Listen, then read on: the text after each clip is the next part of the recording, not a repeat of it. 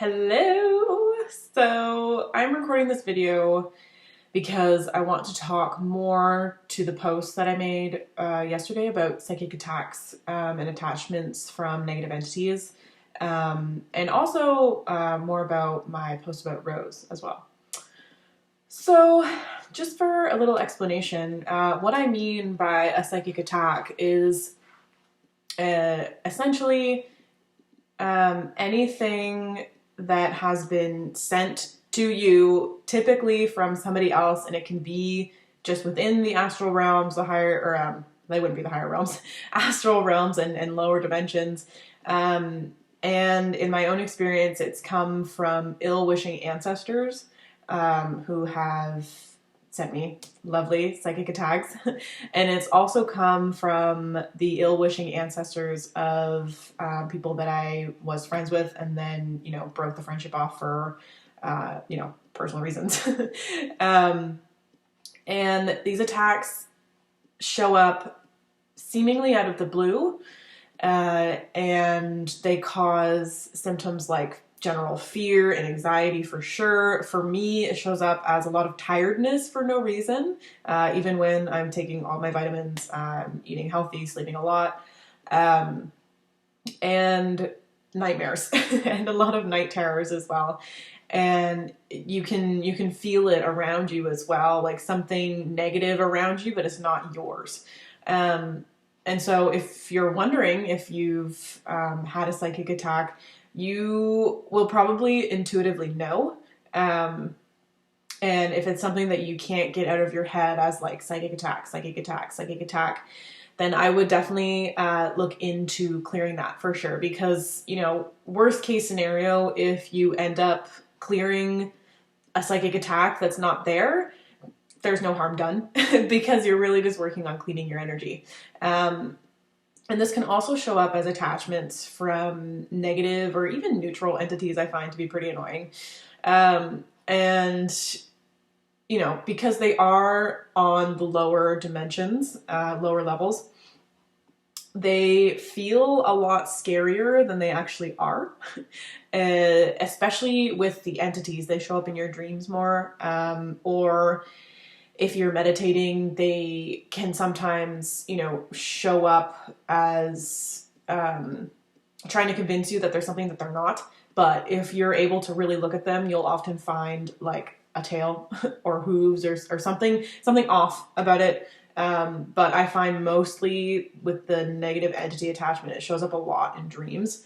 You might also hear, this happened to me, it was kind of freaky. You might hear like tick, tick, tick, tick, tick, like little footsteps. That's a really low vibrational entity who's actually like not scary at all. It's just tiny and wants to scare you.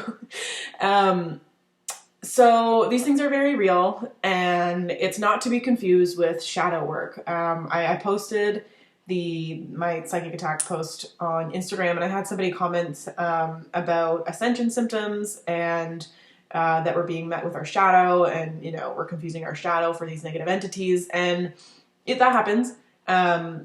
But shadow work is different than these negative attachments. I find shadow work for me, when I need to dive deeper into my shadow, comes up as things that I know that I need to work on, things that I've pushed down for a long time, start to resurface in cycles in my relationships and stuff like that. And I go, time to deal with that now. Whereas psychic attacks and negative attachments show up a lot more randomly.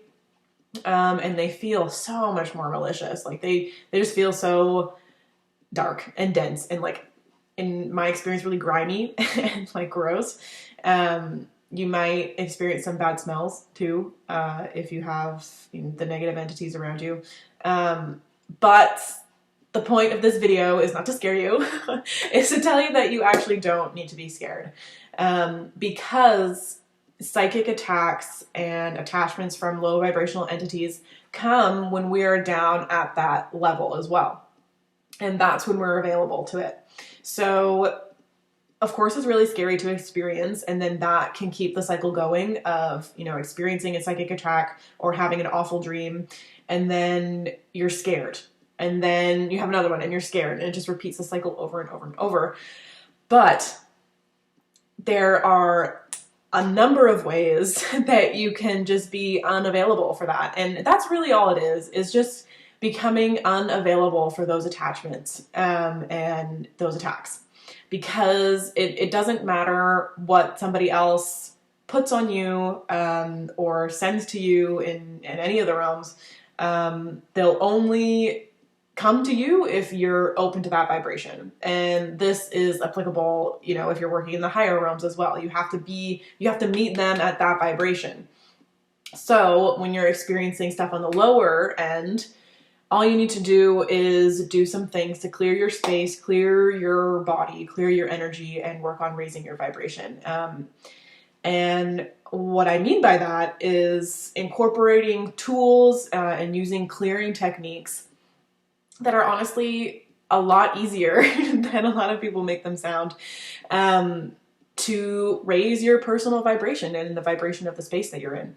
So something that I love doing, and I never really talked about that much because I don't know why I never talked about it.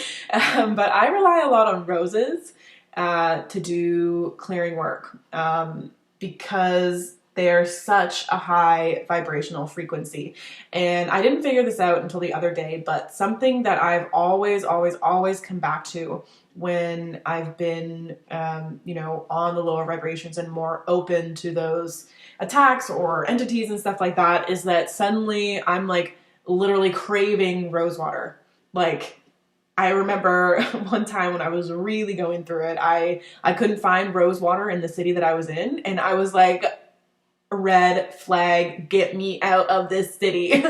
Because a city without rose water is just a city I don't want to be in. But why it raises the vibration of yourself and any room that you spray rose water in, keep roses in, use rose oil in, is because it's such a high frequency. It literally vibrates at, I think it was 320 megahertz, when our bodies at maximum only vibrate, I think, at 100 megahertz if you're meditating. So clearly that shows that our bodies, they just don't vibrate that high. So we can use tools like rose and rose water and rose oil and literally just having roses in an environment to help raise the frequency of that room, space, person, whatever it is. So if you're feeling like you're undergoing a psychic attack or any attachments from negative entities, get some roses. I swear to you, it'll work wonders. And, you know, even if you can't get the highest quality of roses, that's fine. Just even the scent of roses and that in your olfactory senses does so much to raise your personal vibration. I use rose water, like I spray it everywhere. Like when I have rose water and I'm in an area where I don't think it's clean, I just and boop, it's cleared. Because the higher frequency just like deletes the lower frequency and raises it up to match the frequency of the roses. And you know, I use it to clean my crystals too. I haven't really heard about that many people using rose water to clean their crystals, but I was using rose water to clean myself all the time. And just whenever I was feeling, especially up here, like too much negativity, I would just rose water. Something else too is these psychic attacks can also be called the evil eye. And I know this is huge in many cultures of wearing the evil eye. I always wear one to protect yourself from the evil eye. But if you have received the evil eye from someone and this didn't do enough to protect you, for me, I suddenly get under eye bags, and I don't really have those. I will get like way more fatigue than usual. I'll get more achy, really cranky. And you know, sometimes people give me the evil eye. And so then I will just take rose water and put it right on my third eye, either like as rose water, and just and like rub it on. Or often, like I have a rose water roller, or rose oil roller, and I'll just like, ooh, it feels so good. It's especially useful for clearing your chakras as well, and just putting some rose oil on each of your chakras to raise the vibration of that. Something else for clearing yourself is just doing general clearing work with your energy. This can be done with intent. Prayer is one that I use a lot. I rely on prayer like for my whole entire day. Reiki is something too that helped me so much get rid of some of the negative attachments that I was having, because I wasn't just relying on my own strength and abilities. I was giving that to my Reiki practitioner, and you know, that's her job, and she is a lovely individual, and I'm gonna see her soon, actually. I'm very excited. But you know, with Reiki, you're able to just infuse the life force energy back in and push the negative stuff out. Salt water is also very, very cleansing. If you live near salt water and you're feeling negative attachments, just like baptize yourself in the sea. It really works. Another trick that I learned was taking a glass bowl of water. I used salt water. I didn't use rose water, but thinking about it, that actually probably would have worked really well.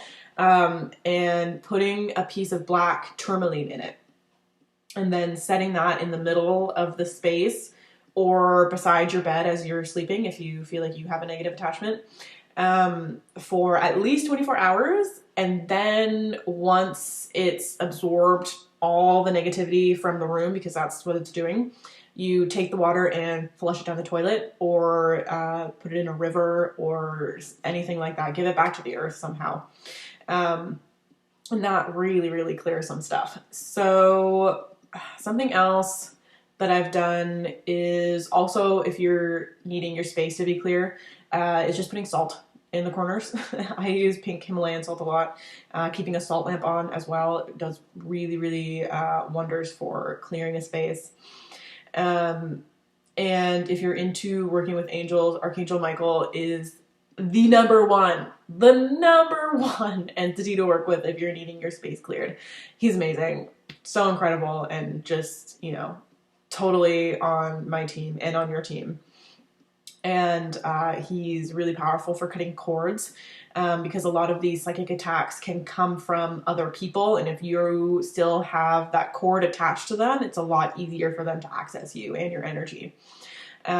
So yeah, he can help you clear any space. If you're needing help with how to access him, just reach out to me. I do a lot of angel work. What else did I want to say? I think that's it. There's a lot of different ways that you can clear your energy, and I know that it's different person to person. But you know, I've had a few of these, and in my experience, relying on tools like rose water, salt water, certain crystals, prayer, intent, and Reiki have like cleared so much. So if you feel like you're going through that right now, definitely reach out, but also get some roses, because it really seems so simple, but roses are the highest frequency in physical form that we have available to us. And here's a rose for you. Wow. If you have any questions, feel free to send me a message. I do help people with this one-on-one and my energy clearing work, energy healing work, coaching as well. I help a lot of people with the energetic side of stuff. So if you're looking to work with somebody one-on-one like that, I am back in the KW area and I can meet with you in person, but a lot of my stuff is done online as well. So if you're interested in that, just reach out. I love you, and I hope this helps.